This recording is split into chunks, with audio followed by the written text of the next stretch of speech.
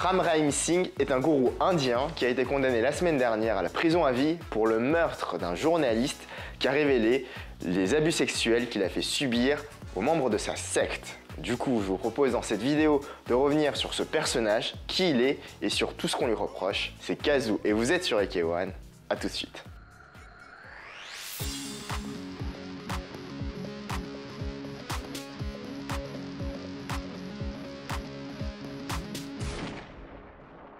Cet homme a déjà été condamné il y a 2 ans à une peine de 20 ans d'emprisonnement pour le viol de 2 femmes, anciennes membres de sa secte. Du coup, il s'apprête à passer toute sa vie en prison. Cette secte s'appelle la Dera Sacha Saouda.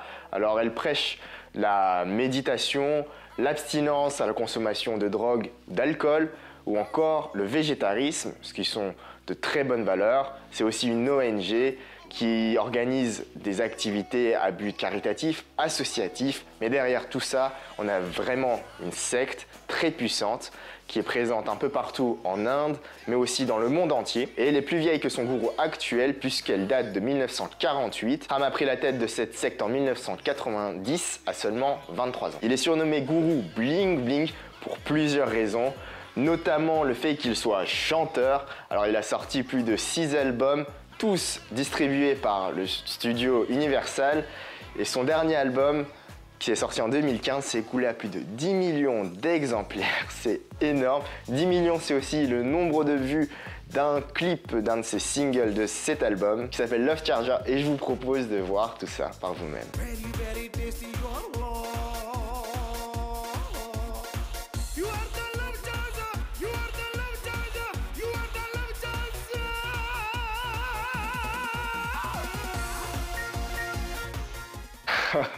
Ah non mais ce mec est fou, franchement regardez-le, il est à fond, il est vraiment à fond. Il ne s'est pas arrêté à la musique puisqu'il a aussi fait du cinéma. Il a sorti 5 films, alors les 5 films, il en est l'acteur principal, mais c'est pas tout, il est aussi producteur, réalisateur, distributeur, cascadeur. En gros il est cité dans plus de 30 départements dans ses films. Bref, quand on le voit faire le spectacle comme ça, on se dit pas que c'est un mec si méchant que ça, hein. On dirait c'est un petit indien là qui fait son fou et tout, il a l'air plutôt sympathique.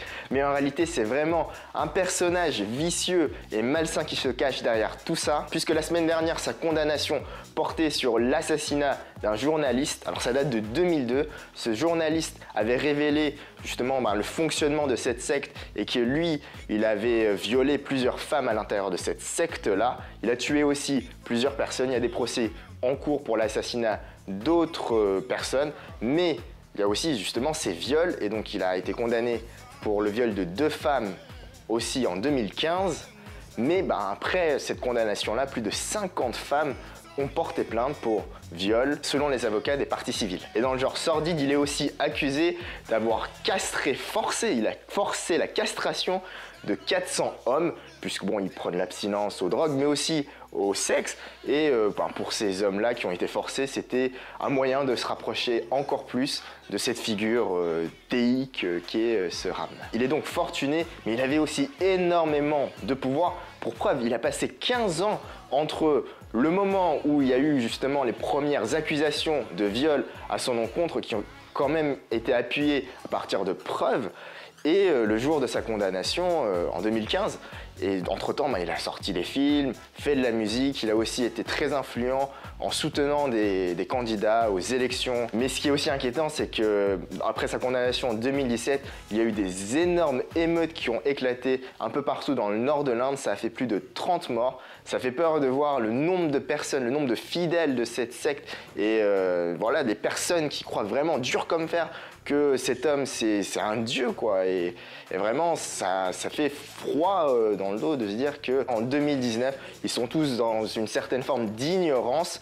Mais bon, d'un autre côté, on peut prendre l'exemple de ces millions d'Américains qui eux aussi croient dur comme fer qu'il y a tous les jours des milliers de criminels, de violeurs qui traversent la frontière mexicaine, qui débarquent aux États-Unis, et qu'un mur qui coûte plusieurs milliards de dollars pourrait les empêcher de débarquer, ou encore que le réchauffement climatique c'est n'importe quoi. Entre nous, Donald Trump, Il a aussi tout d'un gourou du 21e siècle. Voilà, c'était juste mon avis pour finir cette vidéo. J'espère que ça vous aura plu. On se retrouve très vite pour une nouvelle vidéo. D'ici là, abonnez-vous, partagez la vidéo, likez, commentez.